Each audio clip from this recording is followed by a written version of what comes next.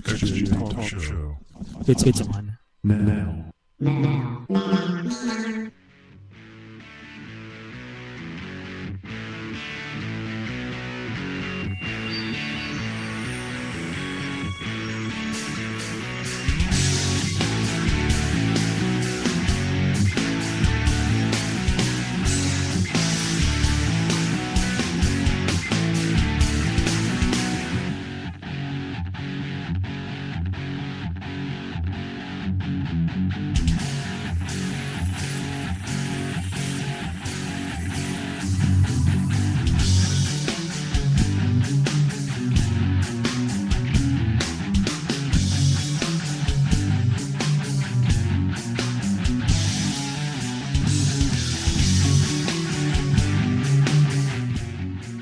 Good evening and welcome to the xjtalk.com show. To the xjtalk.com show. Oh, cool. I got a little echo going there.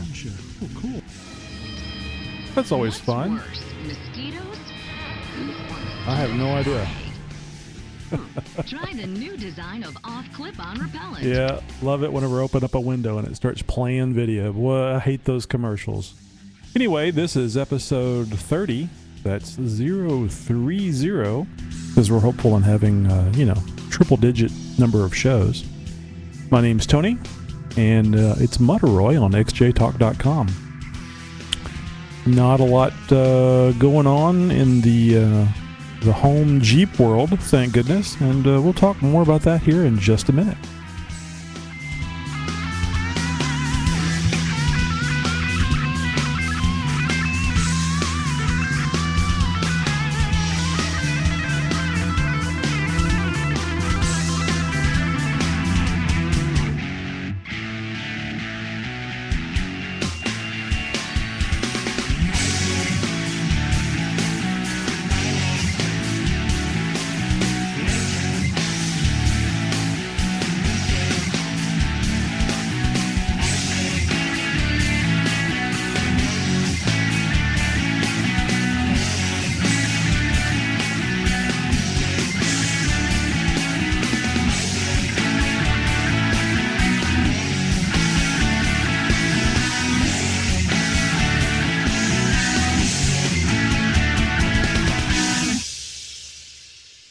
This is Brian XJ, just calling in to tell you that we really like the website, full of a lot of tech and a lot of good people. I always get a response back quickly. Thanks. Have a good day. Hey, I just wanted to tell you about xjtalk.com. It's a great site. There's no bashing. Everybody's nice and friendly. Great place to be.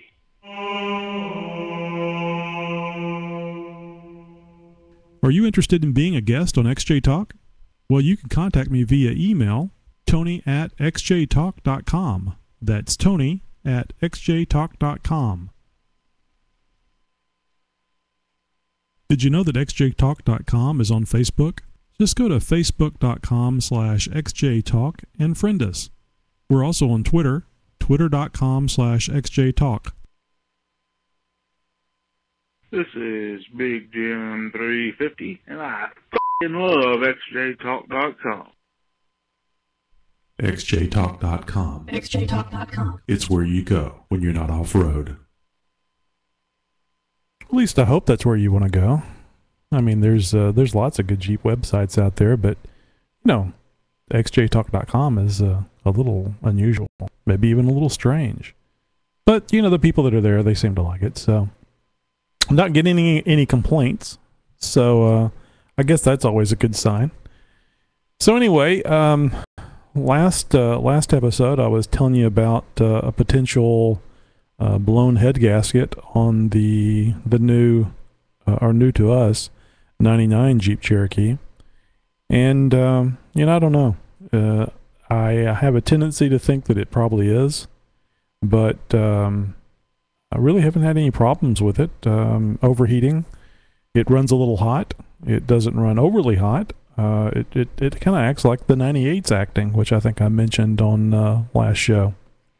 I see Wayne's checked in, tab 27. Greetings, Wayne. Greetings from the United States of America. The land where, well, at least most of the land that doesn't shake. Wayne is in New Zealand. He's been an interviewee on XJ Talk a few times, and also a moderator on xjtalk.com. If you're curious at all about what's going on in New Zealand and all those rattles and shakes they've been having, you can get on xjtalk.com, and Wayne will tell you all about the sad, sordid details of it. And he'll also add, it's not easy being green. And he's not talking about being eco-friendly when he says that. He has a green Jeep, and right now he says, paint them green. You can't paint them green. Some of them have to have color. Some of them have to have pizzazz, like red. Blue is even pizzazzy, or it can be. So anyway, if you've seen any of the posts on xjtalk.com about the potential head gasket leak on the 99, there's a video that I shot with my handy dandy cell phone showing bubbles coming out of the radiator. I don't know. To me, I've never really seen a head gasket problem on a Jeep. So to me, it's from what I've read and what I've heard, that's kind of a classic sign. So I'll probably tear it down and get into it. But for right now, it's able to be driven. I'll probably drive it to work here in the next week or so, just to see if it's good for a good 20 mile one-way trip, 40-mile round trip during the day, and here in summertime when it's hot. I recently installed the B&M transmission temperature gauge on my 98 Jeep Cherokee and AW4 transmission line. And I had a decision to make whether I was going to put it on the output that takes it, the fluid that leaves the transmission, which would be hot or hotter than, hopefully, than when it returns, because it goes out of the transmission, goes to the radiator, and since I have the towing package on the 98, it goes into a factory transmission cooler, and then comes back to the transmission, hopefully cooler than when it left. So there's a bit of a discussion about whether the line of the sensor for the temperature gauge should be on the output, the hotter side of the transmission fluid, or the input, or the return, which would be the cooler side. And it seemed to be that most people, and from what I read online, most people like to put it on the output, the hotter side, because if there's a problem with the transmission getting too hot, they'd like to see it before the cooling system masks the temperature rather than later. So that's what I did, and I was a little afraid that it was just going to take hours and hours and hours to put that thing on, and it was, but it wasn't for hooking up the sensor. The sensor was very straightforward and simple. In fact, I even sped the process along a little bit by using a Dremel tool and a cutoff wheel on the Dremel tool, and sliced right through that transmission fluid line very easily and quite quickly, like under a minute, I'm sure. And put the pressure fittings and the Teflon tape, and very nice kit, went together just fine. The next 5 hours, because it probably took me 30 minutes to put the sensor on the line. The next 5 hours that I spent was sweating my ass off, for one thing. I mean, literally, I soaked 2 t-shirts. I'm not used to being out in the heat. I work with computers. I'm in a cubicle all day. So I sweat bad before, but I'm definitely not used to the heat. So anyway, that takes a lot out of you when you sweat that much too. But for the next 5 hours, I was finding a place to wire up the gauge. It's electrical. It needs power. So I had to run the wire coming up from the sensor and run it into the dash, which that was pretty easy and pretty straightforward. But I had to remove the dash. And since I had removed the dash, earlier in the week, I had gone to visit my sick aunt in the hospital. And during the drive over there, I was adjusting the tilt steering, and the little lever just kind of went limp, and I couldn't move the steering wheel. So fortunately, I had a spare steering column that Matt had given me off of a 2001 XJ, and I was able to see how that was hooked up. And it's just a little cable with a couple of little cylinder-like ends crimped onto either end of it, and it goes into the two mechanisms. And one mechanism releases the tilt so it can be moved up and down, and the other mechanism is the little lever that you pull to release the lock on the tilt. So I was actually able to not only see how it went together, but use that cable off the 2001 steering column to replace the broken one on the 98. Took a little bit getting that thing out of there. Fortunately, again, I had the steering column that wasn't in the vehicle that I could actually see how to get that cable out and get it back in. So I probably spent 30 minutes on that at least, maybe a little longer, but at least 30 minutes in the 98 in the awkward position of trying to get up underneath the dash to replace that little cable. Replaced it, and then I went ahead and not wanting to lose the cable that was broken, because really all that happened is that the cable slid out of that little cylinder that it was crimped on the end. So I didn't really want to lose that, and I thought maybe I could recrimp it. So I ran I think it was a 1/16 inch drill bit through that little cylinder to clear out any crimp that was already there, and slid the cable back in. The cable didn't even break. It was just as long as it was before. But I slid the cable back in, and then with the vise that I had on my bench, I crimped it, and I put it, so I wouldn't lose it, I put it back in the 2001 tilt steering wheel. So now I've got a spare. I didn't really want to use that one, because if it came apart once, it might come apart again. But at least in a pinch, I could redo that. Swap that other one in there that I repaired.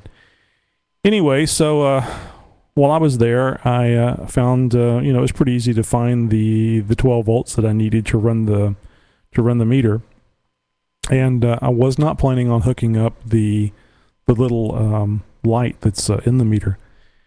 I thought, man, I'm going to do this later.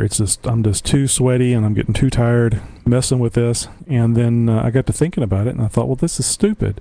I've got this whole thing apart. I've got the whole dash underneath the steering column off there, and all the screws underneath are out. This plate's off. The metal plate that's behind the plastic that basically snaps onto the metal, that's out of the way. It's all right there.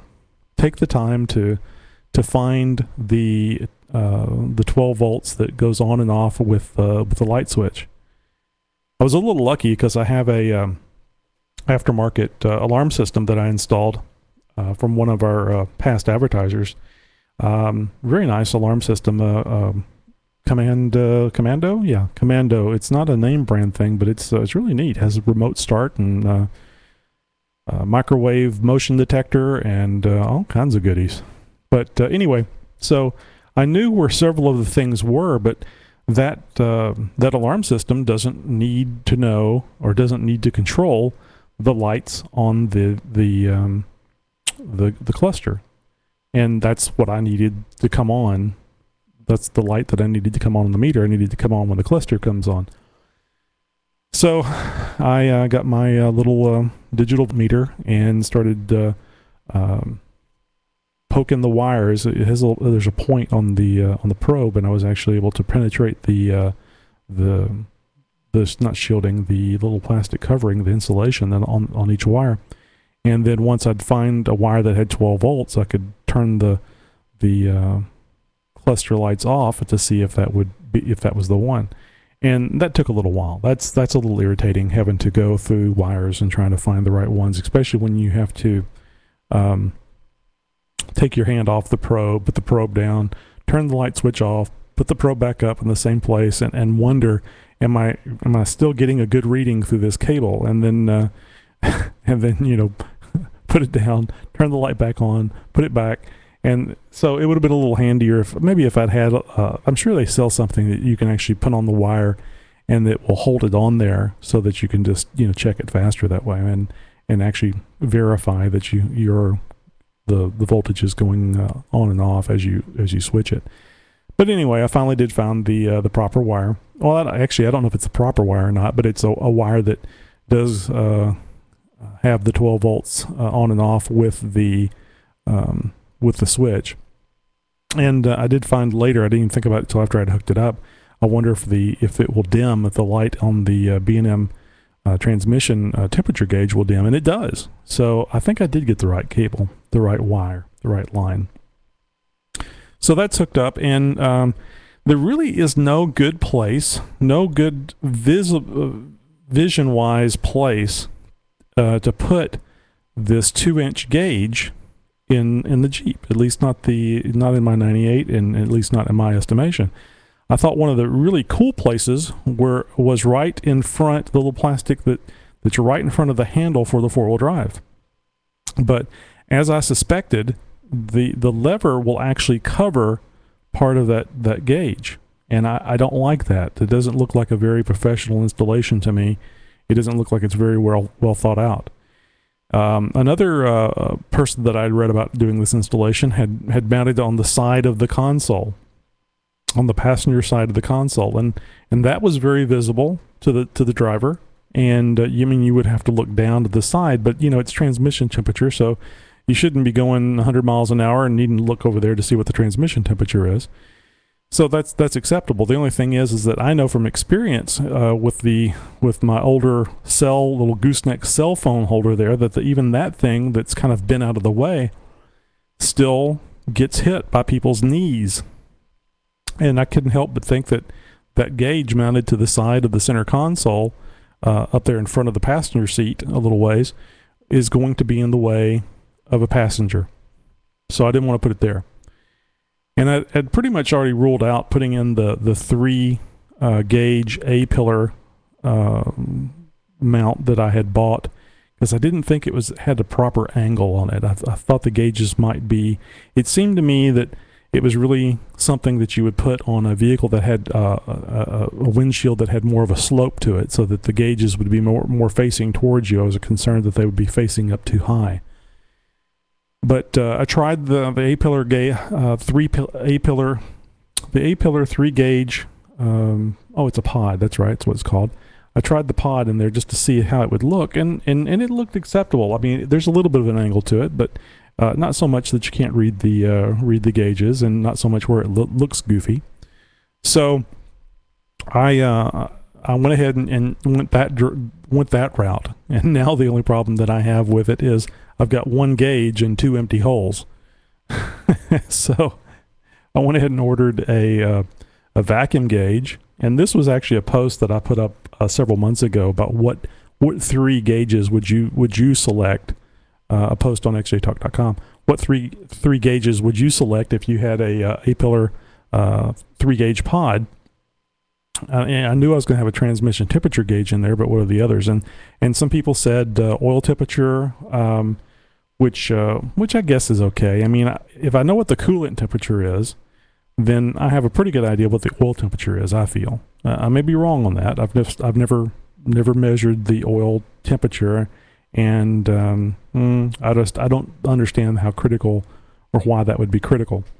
Of course, there's some people that would say there's no reason to measure the transmission temperature either. I mean, you can, if you take an IR temperature sensor and put it on there, you can have a pretty good idea. Well, I'm thinking about taking the transmission lines off of the radiator to help my highway heat creep problem. And I wanted to know what the temperature was of the transmission, because I don't want to tear up my transmission in the process. Even though I've been told by several people that an additional aftermarket transmission cooler is more than enough to keep the transmission cool. Now I will know with the transmission fluid temperature gauge. So anyway, I ordered 2 more gauges today. I ordered the Via air pressure gauge, and I ordered a vacuum gauge, because the engine vacuum will tell me it's a real good thing to know as far as fuel economy. It also gives you a good idea about the how the performance of the engine and how things are going with it. You know, because you get used to seeing what the vacuum engine vacuum is as you drive it day to day or on the highway and so on and so forth. So you have a good idea, a good feel for the vacuum of the engine.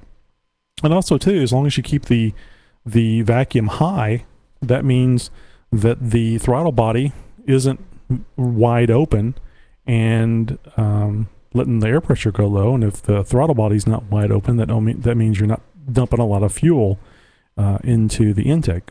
So it's an economy thing. You can drive more economic by watching the vacuum, the engine vacuum.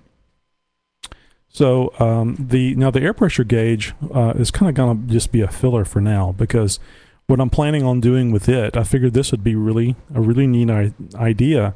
Since I don't want to go and spend money for an air compressor right now, I can go ahead and get one of those Via Air 2.5 gallon tanks and mount it towards the rear of the Jeep driver's side,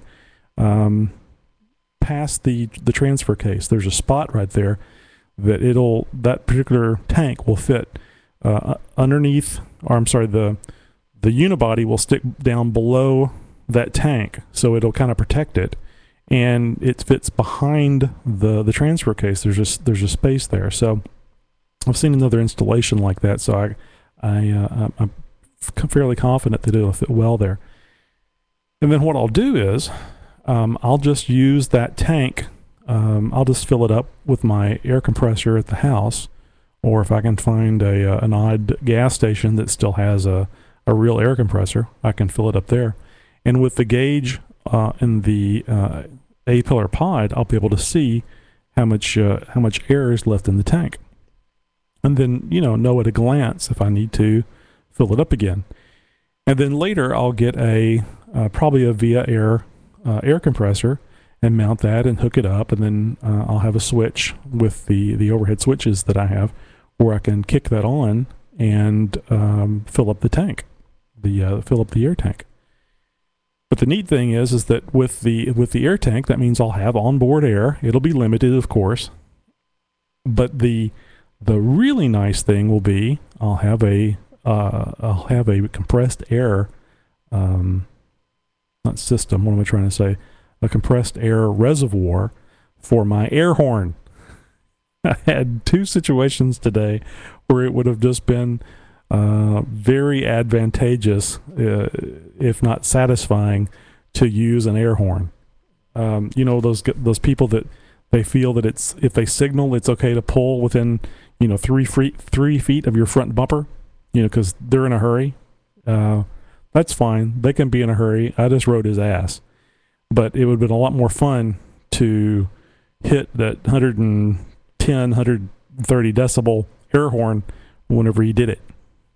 So, yep, looking forward to the air horn. And with that source of air, I should be able to use it at least in short bursts. So let's see. Looking over here at the chat room, for those of you that are not aware, we have a live show every Wednesday, 8 p.m. Central Time, and it's on Ustream, ustream.tv. If you're not familiar with it. And you can actually watch the show live and interact with me and the other members that are watching the show or listening to it. And you can just go to the xjtalk.com, the very front page. There's a little window there. And when we're on, that little window will be active, and you'll be able to hear the show and see the show at times. The thrust of the podcast was really just to have a weekly show and interview people and talk about things like what I'm talking about tonight, and just have the recording up so you could listen to it whenever you wanted to, or download it, and or just listen to it from the site. And then I thought, well, I can put it live on Ustream at the same time. So the Ustream is kind of an afterthought, but you're more than welcome to get into our chat room and chat. Anyway, going back, looking at the chat room here, that you people listening to the podcast may not be aware of. But anyway, VW Full Y has joined us along with Wayne, and just sitting here seeing what, just kind of catching up with what VW Full Y is saying. Without, let's see, the air PSI gauge is a good one for watching cooling system. If pressurized while on turtle, then you have a leak. I don't know. It's a closed system, so I would only be watching the air tank. So I guess no, pressure would only go down if I had a leak. So I don't guess. So I'm just talking about an onboard air system without an air compressor.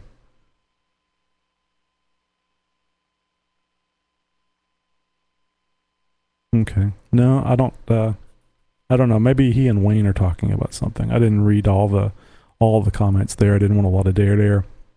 Anyway, welcome to the live show, VW Full Y. Thank you for showing up. So anyway, that's what I've got planned. I've got a couple of gauges coming in. I bought both those gauges and the tubing to hook up the vacuum gauge through Amazon.com. And at XJ Talk, we've got a little thing going on that I actually picked up on from listening to another podcast where there's an affiliate program that Amazon.com has. And if your website has a link set up, like we have for xjtalk.com, you can actually get a little percentage off of each sale that somebody makes at Amazon.com. And it's really cool because it's not like Amazon's charging you anything extra. You pay the same low price, get the same customer service, the same fast shipping that you would normally get from Amazon.com. But if you go to the link that we have set up on the homepage of xjtalk.com, if you click on that link first, it'll take you to Amazon.com, and then you can make your purchase. And when you do that, xjtalk.com will get a few percent of that sale. And again, it doesn't cost you anything different. There's no money added to that for us to have that privilege of getting a few cents for each of those purchases that you make. So it's a really cool deal, and I'm pretty excited about it. Somebody made a purchase today, and they told me about it, and it's not showing up yet. It looks like it will not show up until it's actually shipped, which kind of makes sense because, somebody could always cancel the order, and then there's no reason to, get your hopes up. So like I've put in the post on xjtalk.com, help out the site and, get the product that you were going to get anyway and pay the same amount you were going to pay for it anyway. And it's a win-win. So at least that's the way I look at it. Unfortunately, I can't, it doesn't seem to work very well for me if I'm buying something, since it's the same login. I tried that because I've made a couple of purchases. And let's see, Wayne, are you trying to call? Let's see. Yeah, maybe so. Let me see. Let's try. I think maybe I missed a call from Wayne. That's strange. It didn't pop up. Let's try calling Wayne. So anyway, order from Amazon.com. Just go to xjtalk.com and click on the link, and then if you want to buy a house or something like that, that would work out really well, percentage-wise for us. Hey, Wayne, how's it going? I'm good, mate. Yourself? Oh, just fine. Did I miss your call? Yeah, I thought I'd call in while I'm a bit early off work today.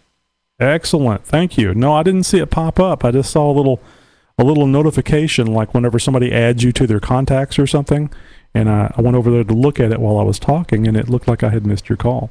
Hey, how's things going? Is it still shaky over there? Yeah, it's crazy times again. Man, I was really hopeful. Like you. I'm sorry. For the audience is not aware, like I was saying earlier, Wayne is in New Zealand, Christchurch, New Zealand, and of course they've had several quite devastating earthquakes there.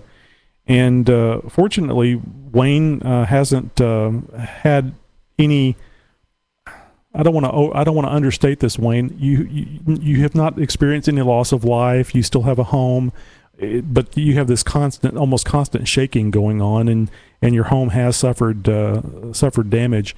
Fortunately, your Jeep is still doing well. However, your big screen TV lost its battle a couple of weeks ago, I believe. So Wayne is there in Christchurch. He's a moderator on our site, and if you go back and listen to some past shows, we've had interviews with Wayne. I think it was only a week after the 7 point whatever it was that they had there in Christchurch. So been wanting to get back with Wayne just to find out how things were going. Frankly, when I spoke with Wayne on xjtalk.com, it was the hopes of having things are starting to calm down. We're getting back to work. We're getting the house fixed, and then they had another big one here not too long ago. Fortunately, not as big as the last one they had, but still substantial. So Wayne, I think everybody's up to speed. I think I stated all that stuff correctly. Feel free to correct me if I was wrong. Yeah, no, it sounds right. We had another big one Monday night. Monday night we had a 5-4. They upgraded it, and then we had about 20 afterwards. So we had no sleep that night. It was 10:34 or thereabouts PM. It really, really shook the house. They're all really shallow. They're about like 5, 6, 7K deep. There's more damage in the city again. But city's just a mess at the moment again. But the government's today about now announcing some plans for people's houses who had it and they can't rebuild on the land. They got to buy the houses off the people, give the people payout as the valuation of the house plus land. Those people can then move on. Then the government are going to deal with the insurers and whatnot, private insurers. So I think that was a pretty good move by them. It's taken them 9-10 months. This has been going for that long. Right. So that's getting announced as we speak, I think. And I think there's 6 suburbs and could be up to 5,000 houses involved. They've got 9 months to make up their mind, the people. We had I don't know whether... We had kind of a somewhat similar situation near where I lived in Lynchburg. It's just a little community called Lynchburg. It was actually more Baytown than anything else. But there was a subdivision called Brownwood, and it was right next door to another subdivision called Lakewood. But Brownwood actually had subsided. The land had subsided. It was on Burnett Bay, and because of all the oil companies and the drilling here in the area, or at least in the area of Baytown, that's where the big Exxon refinery is, and a bunch of chemical plants, oil plants, DuPont, et cetera, et cetera. It's just, I guess it's pretty amazing to look at. I'm just used to it because I've been here all my life. But at any rate, there was a lot of subsidence, and specifically in that area. And every time there was a big tropical wave or something that would come through, it would really... there would be a lot of water that would come into Brownwood and would flood homes. And it wasn't until Alicia came through, which was, gosh, I guess like 84 or so. Yeah, I think it was 84. When Alicia came in, it really flooded that area, and the government bought out all those houses. So it sounds a lot similar to what you're talking about. But the thing I don't understand is, why can't they build on the land? Is it like sinkholes or liquefaction, or why wouldn't they be able to rebuild on that land? Some's a lot of that liquefaction. A lot of it's around the river. Some hilltop houses where the hills disappeared, fallen down. A lot of it, it's a swamp. At the end of the day, they've built on a swamp. Christchurch, when it was first settled, it was swamp. There's a lot of old riverbeds under the city, so they're finding out now, and it's land's just disappearing, sinking. You ever seen that liquefaction?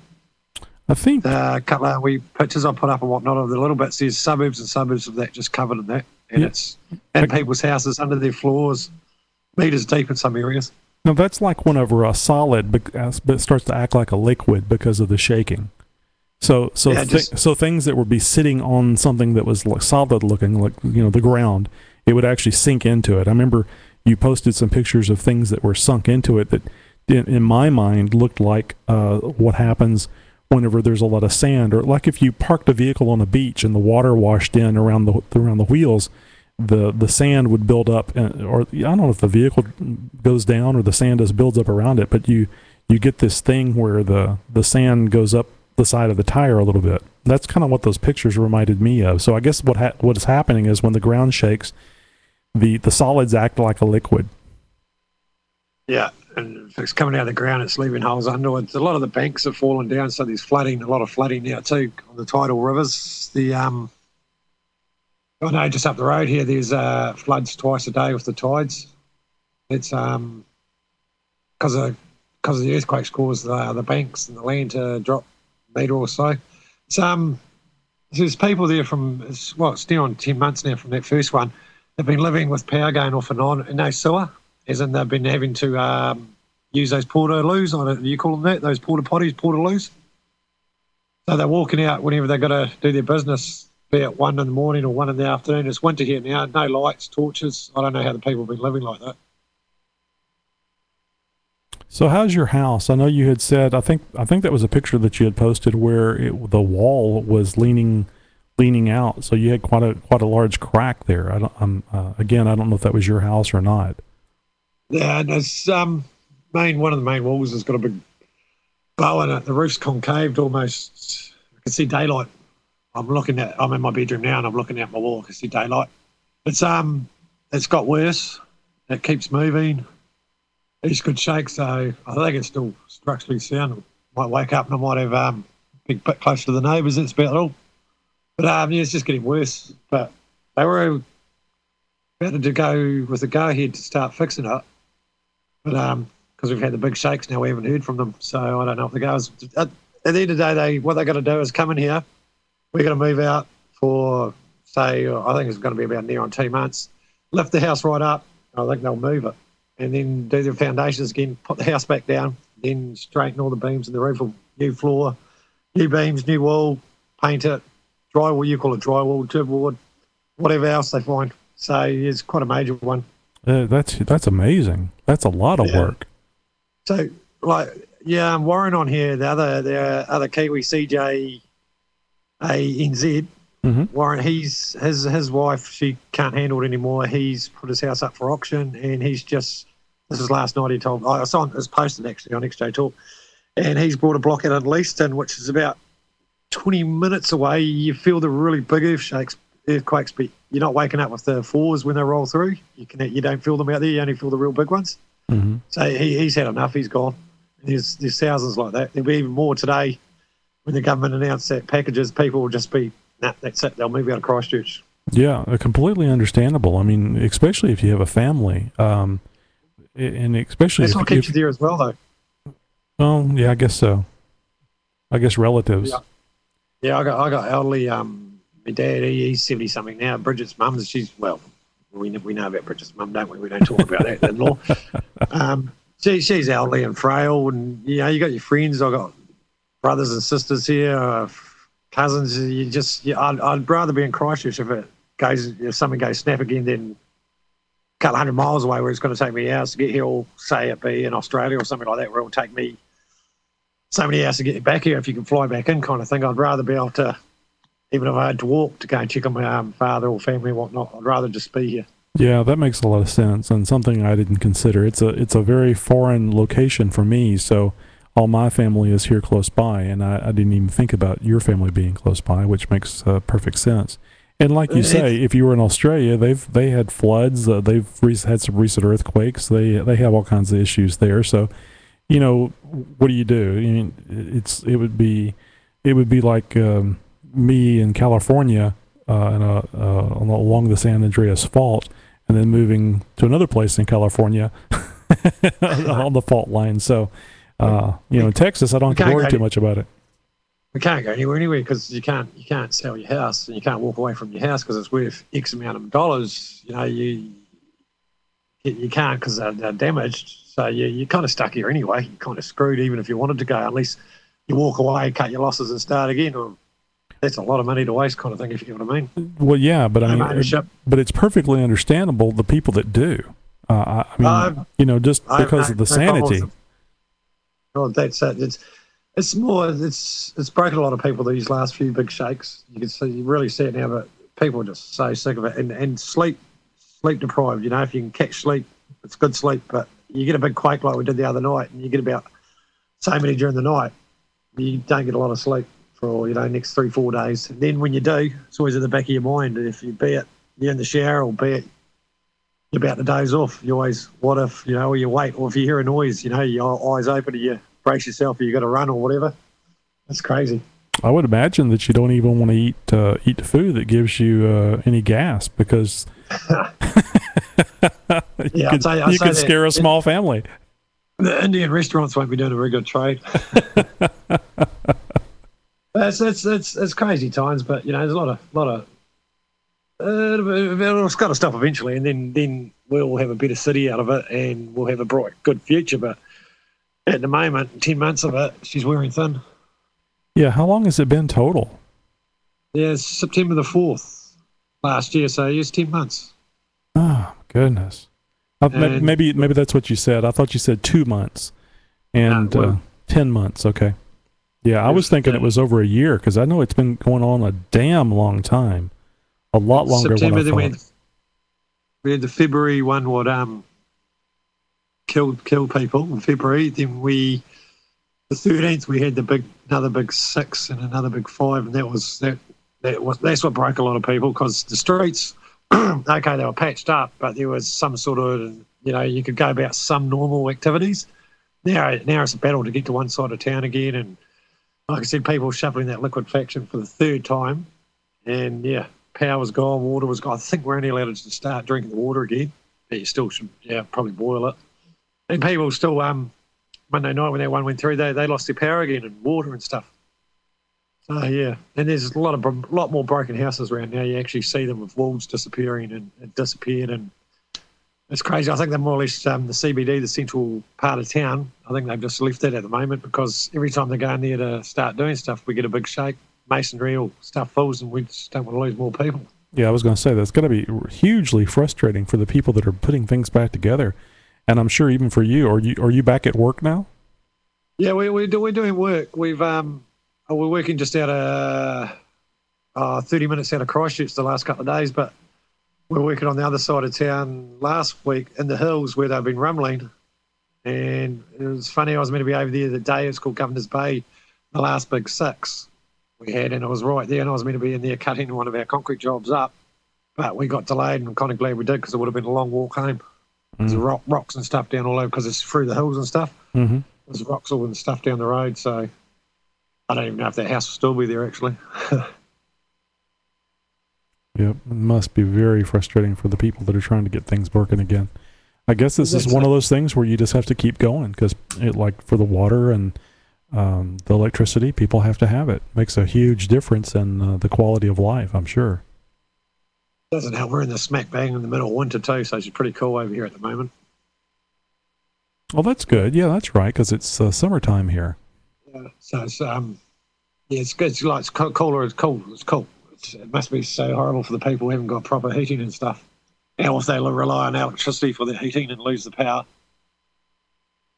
It doesn't get really cold over there, does it? I mean, you don't get snow, do you? Every couple of 3 years we'll get a snow. We got we freeze. We quite often it's below 2 in the mornings when you wake up. Mm-hmm. Big frosts and stuff. They're predicting southerlies for next week. That comes up from Antarctica, and that's really, really cold stuff. We got good skiing about 45 minutes away from here. There's no snow there at the moment, but we're known for our skiing. Mefton, which is not far from here. So we do get rough winters. It's been really mild so far, so I don't know what's to come. I'd say we've got some nasty stuff coming. It's just what we need, really, isn't it? Well, yeah. If when it rains, it pours. If you go with that thought process, now I would like to see you guys have a little quiet time. Although I guess it was getting a lot better before it started acting up again. And that's it. You get the big shakes and you shit yourself, and when it goes quiet, I think I was chatting to you one time on chat. We haven't had one for a while. Then we had a big bang, so we stopped talking about them. I said, but you don't know whether okay, there's a big shake and you're all on edge again. But when it goes quiet, you kind of think you're not at that stage where you think, oh, they must be over. You're thinking, oh, when's the next big one coming, kind of thing. Sure. At this point, I mean, with all the shaking you've had, you can't just think it's over. And after every big shake, they say, well, you can expect aftershocks for another year, kind of thing. So we're back to, what was it, 2 weeks ago we had the 6. There's a 30% chance we can have a 6.9 to a 7 now within next month, and then it goes down slowly for the next year. So they still reckon there's a big one out there.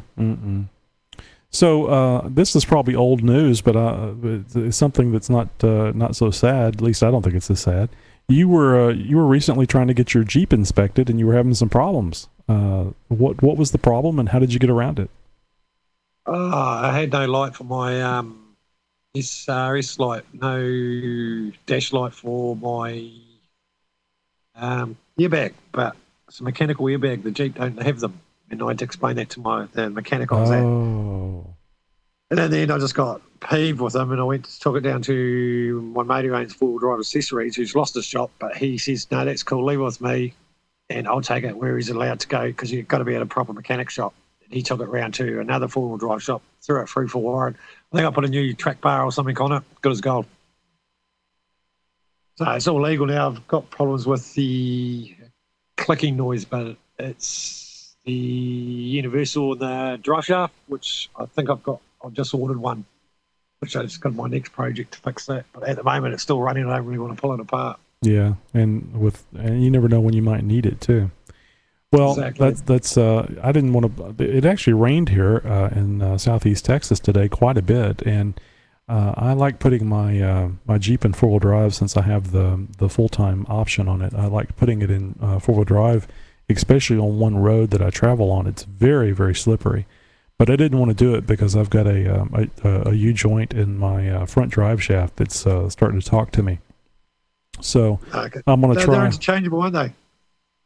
The front one to the back one? From if I remember, I think Steve 4.3 LXJ said that they're all the same. There's three. There's three on the front drive shaft because of the cardigan, but they're supposed to all be the same. And I've got two Spicer U-joints, and I know that one of the U-joints on the front drive shaft were changed a couple of years ago, and I know they didn't change. Actually, I think two were changed. They didn't change the one that is on the drive shaft that connects to the cardigan. I think I'm saying that correctly. The cardigan joint, because they said they couldn't get to it. So I just kind of left it alone. But so I know all the U joints have been changed, including the ones on the axles, because I changed those myself, with the exception of one on the front drive shaft, and I'm sure that's the one that's acting up on me. Well, I say sure. I'm going to look and see, but that's probably the one, because that's the one that has the 170,000 miles on it. Well, I just clicked up 200 for mine kilometers, 200,000 Ks, but mine's kilometers over here, so I don't know what that works out at miles. So I've just run my Jeep in. Well, it's probably pretty close to what I've got on mine. You may have a little more actually, but yeah. So I'm going to try to get motivated, and boy, I just sweat my ass off just putting that gauge in, and I hate to go out there and do it again, but I sure do like being able to put that thing in four-wheel drive, and I don't want to drop a front drive shaft because it's going to be an inconvenience, hopefully, and not an emergency situation. I'll swap mine out this weekend, but I'll do mine this weekend. That's what my plan is to do it this weekend. That's my plan. Yeah, this weekend. Won't take long. Shouldn't be. No, and I've got my door locks aren't locking, so every time I get to where I'm going, I have to manually lock 4 doors, and then I've got to go lock the tailgate, and it's just a pain in the butt. So I tried getting on the alarm and trying to program it so that it doesn't automatically unlock the doors whenever you disable when you disable the alarm, but I couldn't find it. So I've had my driver's side window has never wound down for about 2 years now. It's a real pain. Yeah, it's a real pain in the ass, the driver's side. I've traced wires, I've looked at it, and I've pulled it apart, and put another piece in there, and still just won't work. So I live with it at the moment. But yeah, that's like your locking thing. That's a pain in the butt. Driver's side window doesn't go down. That's a real pain in the butt. So that's my passenger's one for you. Mm-hmm. Well, my dad told me a long time ago. He goes, "Don't get a vehicle with all that power stuff on it. There's something else to go wrong." It sure is nice when it works, though. Especially if you want to roll down all the windows and have that almost open air feeling that you would get like with a Wrangler or something. It's I like driving with all the windows down in the Jeep, and it's just real simple to make that decision to roll them all down. And if it's too cold or too hot, roll them back up. It's not you don't have to reach over there and do it manually. So I'll get those doors off like those redneck twins down your way.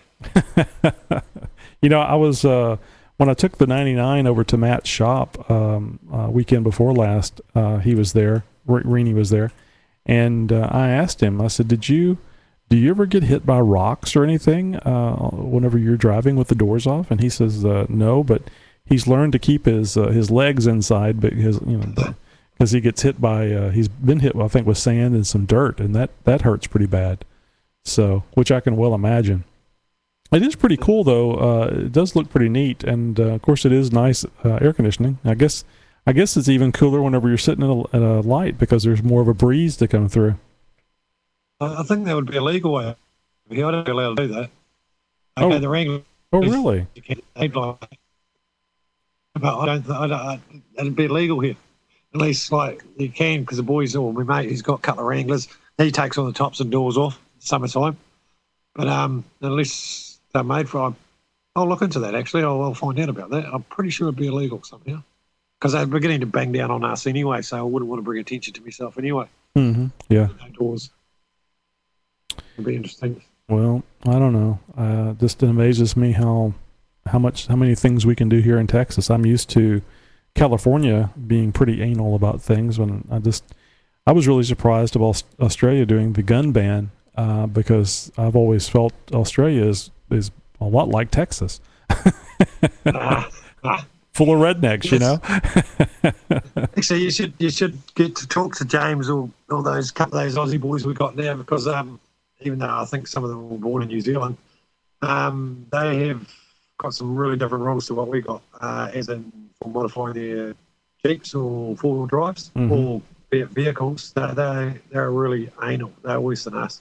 I just don't understand that. I don't understand the mindset. It'd be interesting because I'd be quite curious to find out myself. It'd be quite interesting to see if you could Skype one of those boys at some stage and have a bit of a chat to them. Oh yeah, that's a good idea. I think James was up for it. That's right. I remember you actually set that up, and I had forgotten about it. And it may just be my misconception of Australia, but I'm sure that in the big city there in Australia, it would make sense. But there's so much of Australia that isn't a big city. I just can't imagine why they would restrict you for modifying a vehicle. I mean, to me, Australia is a wonderful place where you would need you could make use of a highly modified four-wheel drive. And keeping the height restrictions and tire size, and it just seems very counterintuitive. And I'm quite happy that we don't have those restrictions here in Texas. We're strict, but if you do everything right, you don't have to worry about mine's not legal. It's all certed, low volume cert, because it's lifted and whatnot. But it's all legal, so therefore, if I hit someone, they can't come back with me with the insurance or vice versa. So that's one reason I did it. Safety was another one as well. Yeah, well, I don't want a wheel falling off or suspension collapsing, while I'm driving around with family and that kind of thing. Yeah, well, I think it all goes back to who's making the determination of safety. Is the government deciding for you, or are you deciding for yourself? And here recently, Governor Rick Perry, the governor here in Texas, vetoed a bill about not being able to, I think it was either talk on the cell phone or text on your cell phone while driving, because he basically said that the people ought to be able to decide that for themselves. Government shouldn't be deciding it, and besides, it's very difficult to catch somebody doing that. And I think it's idiotic. People should not be texting on the cell phone while they're driving. I see it almost every day. But That's yeah, legal, yeah. but yeah, it should be the individual's responsibility to make that determination about whether or not they should. I mean, I don't want to get killed because of it. I don't want to kill somebody because they weren't paying attention and they run a red light or run a stop sign and I plow into them. But, you know, at some point, the government has to allow its people, and really the government is only there because of the people. It's not the other way around. So, I don't know. Yeah, that's coming about a year ago over here. No cell phone use while you're driving. Do you use allowed to smoke in bars over there? Or restaurants, or bars, or pubs, or taverns? I think it depends on where in the country you are. California is real bad about that, or real good about that, depending on whether or not you're a smoker. I'm a non-smoker, and I do not like smelling it. No, that's that's we're not allowed to in public places over here. Yeah, that's a good call, and that's coming from a smoker, but I think that's a really good call. Yeah, that's the way it is here in Houston. All the restaurants in Houston, and I believe in Katy now too, are all non-smoking. And you know, I on my muckleroy.com blog, I actually posted a thing about the smoking stuff, and I made it really clear. I don't care if you want to kill yourself with smoking, go right ahead. If you're my friend, I may not want you to die sooner because I enjoy your company. And I might say something to you about that. But as far as your right to smoke, that's fine. But the problem I have and have always had about it is the smoke doesn't know to stay with you. Yeah, passive smoking. And I'm not concerned about getting cancer from the passive smoke. I just don't like smelling the crap. I don't. I'm a non-smoker. I don't like it. And if you any of you non-smokers, if you remember back when you weren't a smoker or weren't around smoke all the time, it's very, very telling. I mean, you can smell it very easily. And, of course, when you're a smoker, when you're a smoker, you don't smell it. You know, you'll get used to it. Just one quick question about your senators and stuff. Sure. That fellow who's sending photos, that Wiener fella, is he related to Jim? Is he related to who? Jim. You know, I don't think so. He was a crack up, man. That was on the news over here, mate. I nearly fell off my chair when I heard about that dude. I just can't imagine. Number one, I can't imagine a congressman doing that openly in a very, very public, worldwide public forum, and doing it with the nice name of Wiener. That's what threw me, mate. That was so funny. Unbelievable. And, you know, I haven't seen, I heard some little inkling that some people were saying, isn't it interesting that all this came out when Obama's popularity, his poll numbers were way down, and the economy numbers had come out that were really bad. Basically, unemployment is going back up, and so on and so forth. And boom, all of a sudden, here's Democrat Wiener with this scandal that takes up all the news, which is what he did was, it's interesting and hilarious, but in the big importance of things, it isn't important. It's not as important as the U.S. economy. Yeah. So, you know, I don't know. I don't think anybody would ruin their career just simply to help out President Obama, but, you know, I don't know. I just thought it was funny because his name was Wiener. Oh, it's hilarious. I made several jokes, and one of the things that I had indicated, I may have even posted it in the chat on xjtalk.com. I said, you know, it's interesting his last name is Wiener, but I think that, you know, a few centuries ago, people didn't have last names, and they only had names, they were given last names based on things about them, their profession usually, like a blacksmith would be, you know, black or Smith, and I figured Wiener's ancestors must have gotten that name because of similar activities years ago. Hot dog sellers. Well, I think that was more of a flashing type thing. Hey, look at me. Yeah, he is related to Jimbo Zim, maybe, eh? I don't know. You may know more about Jim than I do. I'll ask him. Yeah. I'm going to sign off now, mate. Yep. My partner was yelling out or doing something, talking to me. Oh, yeah, I just thought the update, nothing much has changed. We're just still shaking. And I'll keep my posts updated on what's happening here, and I'll put a link through to that government thing, what they put through today. Yeah. Well, please do. We definitely care about what's going on over there, and you and your family, and I'm just glad you're still able to get online. That's been the best thing out of all of it for us, is being able to get the news and hear that things are still going along and you're still doing okay. But thanks a lot for calling in tonight. I've been wanting to get you on here for a while and didn't get anything set up with you. Every time you do, it goes to shake, so I don't like really talking to you much, Tony. Yeah, I understand. I'm just hoping for better news much sooner than what we've been having. And I'd like to thank all the members for their well wishes for my family and that as well. They pipe up too, so it's really good. Thanks a lot, guys. Well, perfect timing, because we're here at the end of the show. Thank you again for calling in, and I'll catch you on the site. Okay, Tony. Cheers, mate. Cheers. Take it easy. Bye-bye. Bye. And like I said, that was great timing to have Wayne call in. I've been wanting to get him on back on the show, and like I was saying, I was hoping that we would get, hey, things are improving, things are getting back to normal, and then they started having some large quakes again. And I sure hope his house makes it. So many over there have lost their homes, but the bright side is nobody has lost their life in his family. There was loss of life, but that did not extend to him. So very grateful for that. So guys, that ends another show for us this week. Don't forget to tune in next week, 8 p.m. every Wednesday night Central Time. And of course, you can catch us on iTunes and on podcast.xjtalk.com to listen to any show that you may have missed. So everybody had a very good night and a happy Jeep week.